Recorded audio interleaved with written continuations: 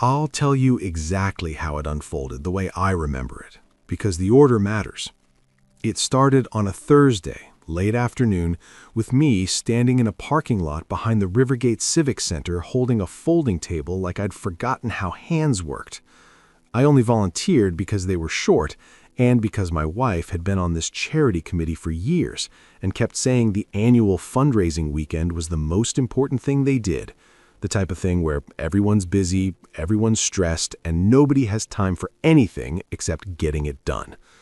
I was supposed to be a pair of extra arms. That was it. I parked, walked around the loading side, found the volunteer entrance, and stepped into that back hallway where it smells like dust, old carpet, and reheated coffee. People were moving fast, carrying boxes, rolling garment racks, pushing carts of silent auction items.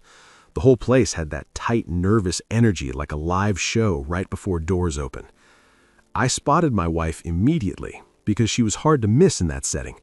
Clipboard, lanyard, hair pinned up, moving like she was keeping the whole building upright.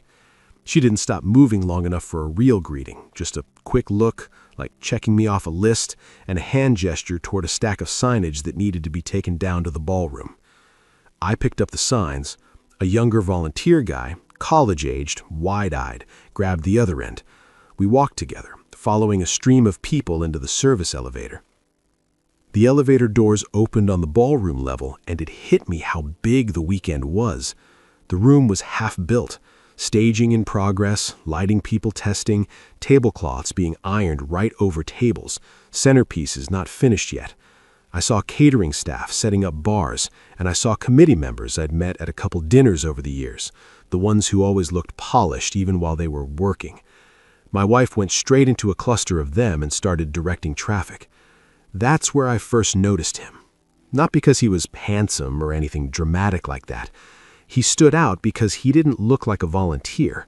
He looked like a man who was used to being listened to. He had that calm confidence people in leadership roles have, the type who can walk into a room and the room adjusts. He was with two other men in sport coats, but he was the one my wife kept circling back to, like he had a gravitational pull.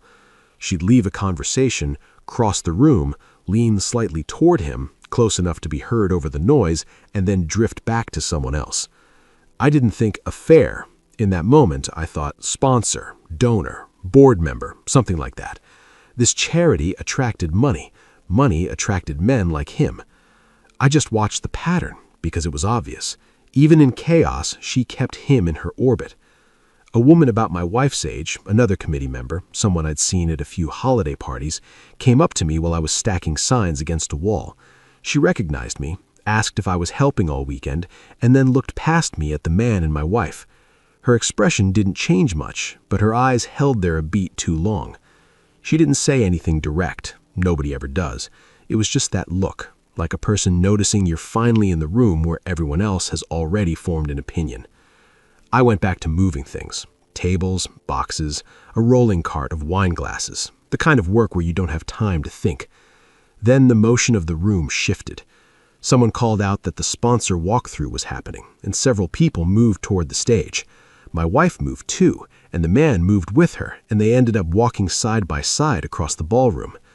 I watched them because they were close enough that their arms nearly touched. Again, that could mean nothing in a crowded space, but it wasn't crowded right then. They had room. They didn't take it. They moved like two people who had a shared rhythm. Not professional, not forced, comfortable. I looked away and kept working because honestly my brain refused to build a story out of that. I kept telling myself it was just familiarity from working together for years. A few minutes later, I was sent to the storage corridor to help bring out more auction displays. That hallway sits behind the ballroom like the spine of the building. Plain doors, utility closets, a couple of administrative offices, and that long fluorescent light that makes everyone look tired. I reached the storage door and it was cracked open. Inside, a volunteer was sorting boxes. I stepped in, lifted a container of display stands, and turned around to leave. As I did, I saw my wife at the far end of the corridor near one of the administrative offices, standing half in the doorway. The man was there too. They weren't doing anything obvious from far away, not at first. They were angled slightly inward, close enough that the doorway framed them like a private space inside a public building. Then my wife moved her hand to his chest. Not a quick tap, not a guiding gesture. Her palm rested there, steady, like it belonged.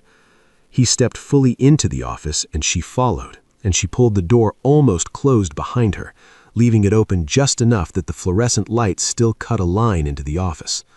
I froze. It wasn't a dramatic freeze, like a movie. It's that moment where your body pauses because it's waiting for your brain to either confirm or deny what you think you saw. I moved down the hall without thinking. Not running, not creeping, just walking the way a person walks when they can't accept that they're about to see something. As I got closer, I heard the soft sound of a chair shifting on the office floor. The door was still open that narrow slice. I didn't see their faces at first. I saw movement. I saw my wife's hair come loose from the pin style. I saw her body pressed close to his, and his hands where they do not belong on a married woman in a charity building with volunteers 10 yards away. No kissing for show, no playful flirting. It was direct, practiced, familiar.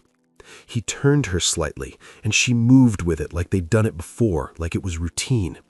The sounds were unmistakable. The quick breath, the wet sound of kissing, the hurried friction of clothing being moved the way clothing is moved when people do this fast because they've built confidence they won't be caught. I stood there and watched long enough to remove any doubt from my own mind. I remember that part with sick clarity because my brain was trying to protect me by insisting it must be something else. I needed it to be unmistakable. And it was. My wife's knee hit the side of the desk. She adjusted. He guided her. Her hands were on his shoulders, pulling him in. The office light was on. The door was not fully shut. Cautious, but not careless. Cautious the way people are when they've been doing something for a long time and have learned exactly how much risk they can tolerate. I stepped back before the floor could betray me, before the air in my lungs could turn into a sound. I walked away holding that box of display stands like I was still just a volunteer doing a task. I reached the storage room again. I put the box down so carefully it might as well have been glass. My hands were shaking, but not visibly enough for the volunteer inside to react. I turned around and walked out another way, circling through a different corridor that led to the service stairwell. I went down 2 flights like I was escaping a burning building, and I came out near the loading area. There were people everywhere, moving, laughing, checking lists, wheeling carts, and my life had just split in half. I didn't call anyone, I didn't text anyone, I didn't do anything like that. I just stood behind a column where I could breathe and tried to decide what a person does after watching his wife do that. I waited because waiting was the only thing that felt logical. If I confronted her right then, she'd deny, she'd control the narrative, she'd turn it into chaos in the middle of an event with witnesses who didn't know what they'd seen. I needed proof that couldn't be argued into misunderstanding. I already had what I needed in my head, but I needed something that could stand up in the real world where people lie and twist and rewrite. So I went back upstairs, back into motion, back into the ballroom, because staying close was the only thing I could do without losing my mind. I put myself where I could watch without looking like I was watching. The next hour was a blur of activity. I carried boxes, I moved chairs, I took instructions from strangers, I nodded, I smiled once or twice when required. I became invisible on purpose, and I watched my wife work. She came out of that corridor eventually, hair repinned, face composed, walking briskly like she hadn't been in an office with a man's hands on her. The man came out later, not with her, at a different time from a different doorway. They didn't make eye contact in the open. That part told me everything about how long this had been going on. This wasn't a new mistake. This was a system. That evening, the committee hosted a pre-event sponsor reception in a smaller room off the main lobby. It was catered with a bar, name tags, and those little circles of people who talk in polite half-sentences. I was not officially supposed to be in there, but volunteers were moving trays and I could blend.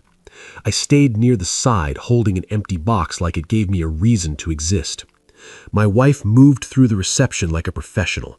She touched shoulders, she nodded, she smiled. She did her role perfectly. The man appeared with a few other board-type people. They did not speak closely in public. They didn't touch. They didn't even stand beside each other for long. But every time my wife moved across the room, she did it in a way that kept him in her line of sight. At one point, he drifted toward a side hallway leading to private meeting rooms. He carried a folder like he had business to do. My wife excused herself from a sponsor conversation and headed in the same direction about 30 seconds later, moving fast but not rushed, like she had a scheduled task. I followed at a distance because at that point, the only thing worse than knowing was not knowing how deep it went. They turned into the hallway and disappeared beyond a corner. I reached the corner, and I saw one of the private meeting room doors close. Not slam, not hurried. Closed the way someone closes a door when they know exactly what they're about to do on the other side. I didn't charge it. I didn't create a scene.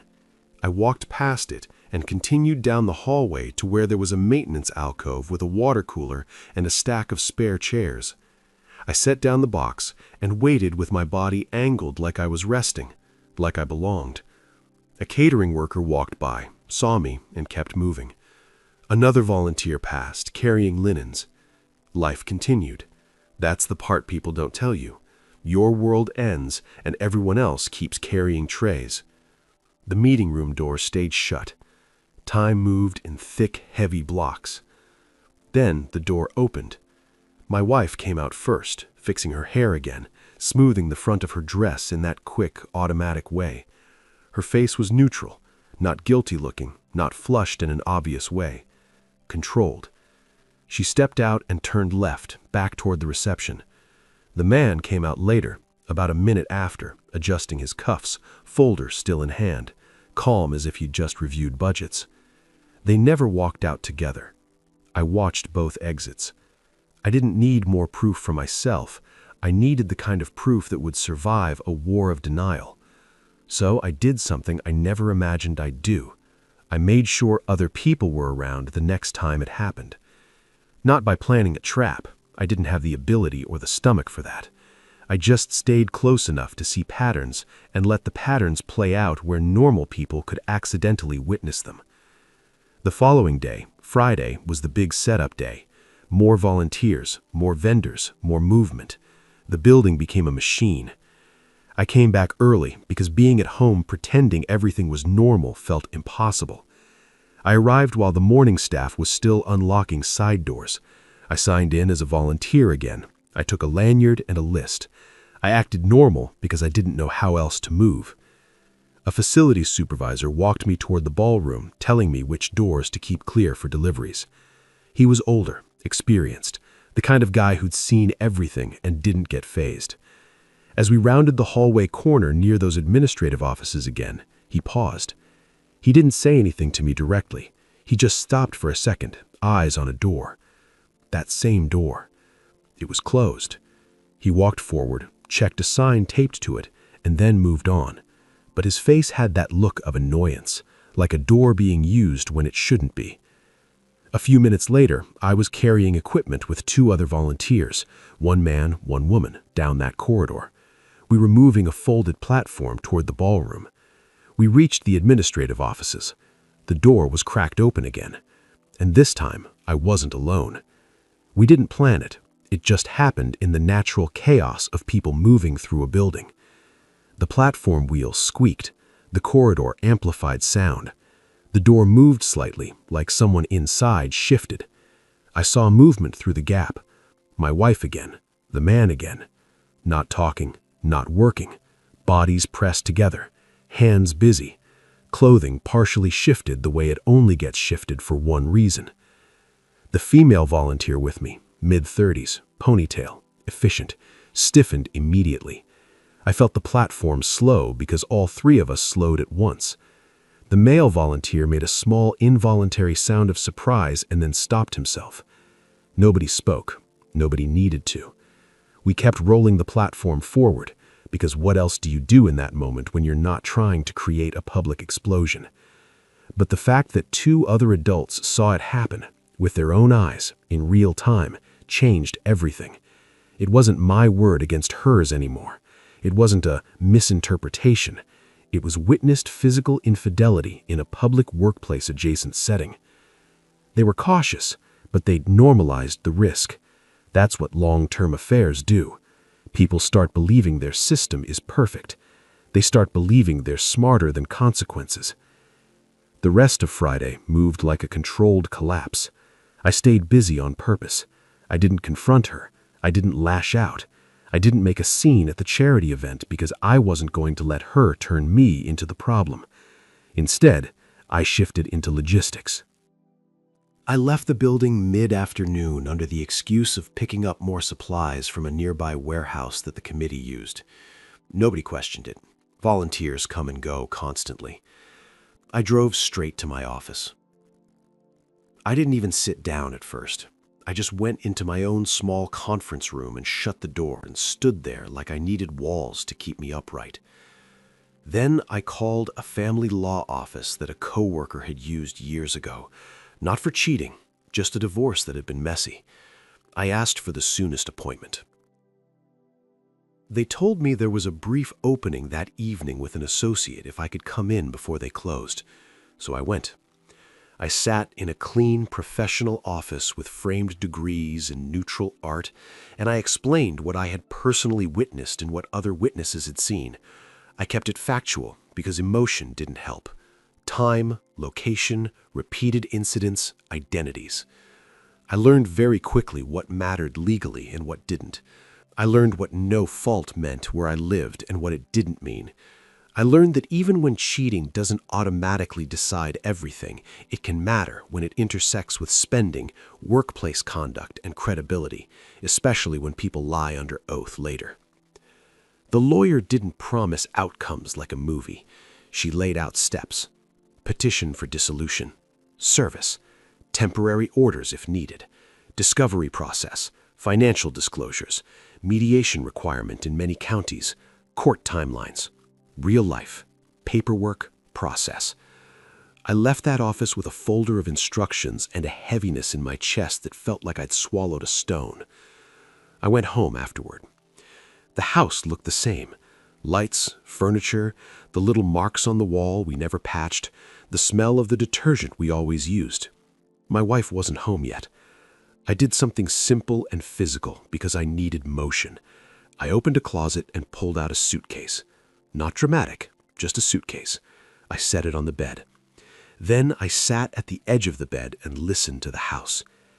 When she came home later, she moved through the entryway the way she always did after long event days. Shoes off, keys down, purse placed on the chair. She came into the bedroom and stopped when she saw the suitcase. Her face changed in a way that told me she understood immediately that something was wrong. Not we had a fight wrong, not bad day wrong, existential wrong. She started to react with the kind of practiced confusion people use when they want you to doubt yourself. She moved her hands, her shoulders, her posture like she was building a story. I didn't let it breathe. I didn't accuse with dramatic language. I stated the facts I had observed, including the corridor location, the administrative office, the repeated behavior, and the fact that other people had seen it too. The effect was immediate. Her body still tried denial at first, like reflex. Then she shifted tactics without needing a break, minimizing, reframing, implying I'd misunderstood what I'd seen with my own eyes. Then she went softer, turning it into emotion, talking about stress, pressure, how hard the charity weekend was, how I wasn't around enough, how she felt alone. And then she tried the oldest move in the book, turning my calmness into cruelty like my refusal to explode meant I didn't care. I stayed on process. I told her I'd spoken with a lawyer. I told her I was filing. That's when the resistance became real. She didn't pack. She didn't accept it. She moved into a defensive bargaining mode, trying to delay, trying to force time, trying to insist on counseling, trying to make it about mutual effort as if the marriage had been suffering equally. She kept trying to pull it back into a conversation she could manage. I didn't do that. I didn't debate. I didn't negotiate my own dignity. I left the bedroom, went to the kitchen, and started writing down a list of assets like the lawyer told me to. Accounts, mortgage, car titles, insurance policies. Not because I cared about stuff more than pain, but because divorce is a legal procedure and I wasn't going to be sloppy. My wife followed me, changing strategies every few minutes. Denial, pleading, anger, then back to pleading. It was exhausting just to watch the shifts. I didn't sleep that night. I sat on the couch with a lamp on and listened to the refrigerator hum and the house creak. The next morning, Saturday, was the charity gala day, the biggest public day. She got up early, showered, dressed, and acted like she was going anyway, like nothing could stop the machine of her life from continuing. I watched that happen with a strange clarity. People can cheat and still keep appointments. People can break vows and still show up to events. Before she left, she tried one more angle, appealing to reputation, the embarrassment, the harm to her image if this became public. She tried to turn divorce into a threat against her life rather than a consequence of her actions. I told her I wasn't interested in punishing her in public. I was interested in ending the marriage legally. She left. I didn't go to the gala. I went to the lawyer's office instead to sign the petition and supporting documents. I provided the identity of the man as best I knew it from the sponsor lists and the committee paperwork I'd handled. I provided the names of the 2 volunteers who witnessed the corridor incident, because witnesses matter when someone denies reality. The lawyer arranged service properly. No theatrics, a professional process server, because done right matters. That afternoon, I did the first thing that felt like reclaiming oxygen. I told my brother what happened. Not in an emotional spiral, just facts. I told him I needed him to be available because I might need somewhere to stay or someone to help me move things if the house became hostile. Then I told my closest friend, the one I trusted, not to turn it into gossip. I didn't call her family, not yet. I wasn't trying to scorch earth. I was trying to stay clean and factual. On Friday, service happened. I wasn't there. I didn't need to be. She came home afterward shaking with fury, not shame. That's the part that still sits with me. She was angry at the consequence, not the choice. She tried to refuse the papers as if that stopped anything. It didn't. Then she tried to stall the process by insisting we could do it amicably if I didn't bring up the cheating. She tried to bargain for silence. I didn't agree to that. Not because I wanted to humiliate her, but because the minute you agree to keep a lie alive, you become part of it. Over the next stretch of time, because divorce has steps that cannot be skipped, I kept moving in those steps, one after another, in days with paperwork. Financial disclosures completed, temporary arrangements discussed through attorneys, separate bedrooms for a period, because neither of us moved out immediately without agreements in place. And she kept resisting. She resisted by rewriting history. She resisted by claiming I'd been suspicious and controlling, trying to paint my reaction as irrational. She resisted by pleading for one more chance, and then, when that didn't work, flipping into anger and blame again. She also resisted by trying to protect the affair partner. That became obvious when discovery started. My attorney requested information related to the charity, the board, and any conflicts, not because we wanted to drag the charity into it, but because affairs that happen in professional adjacent settings often involve misuse of resources and credibility issues. And when people lie, documents and third parties become the reality check. My wife's disclosures were incomplete at first, not wildly fraudulent, but selectively vague, the kind of vagueness people use when they're hoping the other side won't push. We pushed. The volunteers who witnessed what I witnessed were willing to provide statements, reluctantly, like normal people, because nobody wants to be pulled into someone else's marital war. But they didn't back down from what they saw, because what they saw was not subtle. The charity's facilities supervisor also ended up involved in a limited way because that administrative office was not meant for private use during event operations, and there were internal policies about access. His concern wasn't my marriage, it was building protocol. But his knowledge of that door being repeatedly used during the event weekend created another layer of corroboration. My wife tried to cut it off by claiming it was misread, by implying physical closeness was about stress and comfort. That fell apart when the affair partner's own divorce began, because his spouse found out.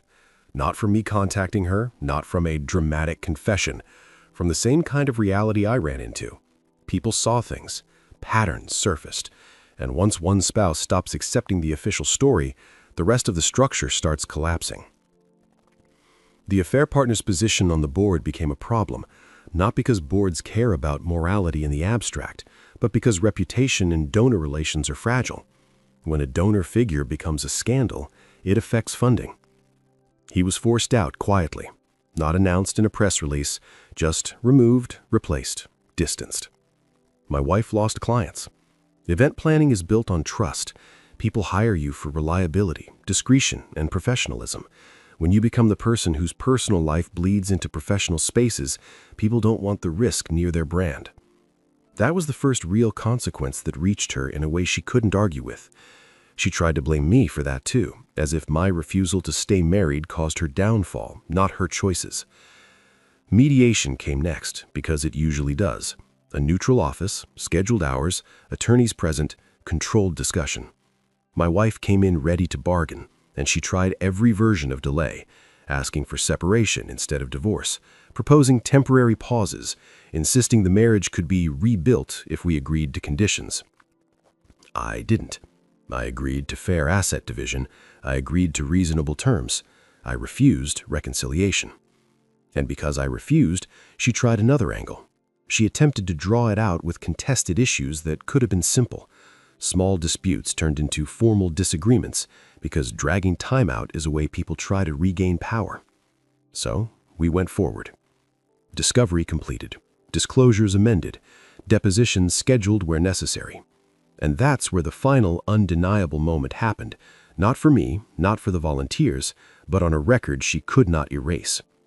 Under oath, with attorneys present, with the legal understanding that lying has consequences, her story finally snapped into partial admissions in careful language. Not a full confession, people rarely do that, but enough admissions, timelines, meetings, private moments that aligned with what witnesses saw and what the process revealed. Enough that her denial strategy could no longer stand. By the time we reached the final hearing, the marriage was already dead in every functional way. We were living separate lives under a legal structure that hadn't caught up yet. On the morning of the hearing, I dressed in a suit I hadn't worn in a long time. I drove to the courthouse and parked in a garage where every car felt like it belonged to someone having the worst day of their life. Inside, the air smelled like old paper and disinfectant. People sat on benches, clutching folders. Attorneys moved like this was routine, because for them, it was. My wife arrived with her attorney. She looked composed, but her eyes kept scanning, like she still hoped something would interrupt the inevitability. The hearing itself wasn't cinematic, it was process. The judge reviewed filings, confirmed jurisdiction, confirmed agreements, confirmed that required disclosures were completed. Then the decree was entered. Divorce finalized. A legal ending to something she kept trying to keep alive with denial, pleading, and delay. When we walked out, there wasn't triumph, it wasn't celebration. It was a clean cut. Over the next weeks, the consequences continued in ways that felt like justice without me having to become cruel. Social circles adjusted. People chose sides quietly. Invitations stopped coming to her. People who had smiled at her for years suddenly discovered distance. The affair partner faded from the community circuit. His divorce cost him money and status. People didn't say much out loud, but the doors that used to open for him started closing. My wife had to rebuild a life without the marriage she treated like a safe base while she ran a second life in the margins. And me? I moved into a smaller place at first. I assembled furniture alone. I opened new accounts. I updated beneficiaries. I changed passwords, not because of spying, but because divorce is paperwork, and paperwork requires clean separation. I learned how quiet a house can be when nobody is lying inside it. The satisfying part, if you want the truth, wasn't revenge. It wasn't watching her suffer. It was watching reality win.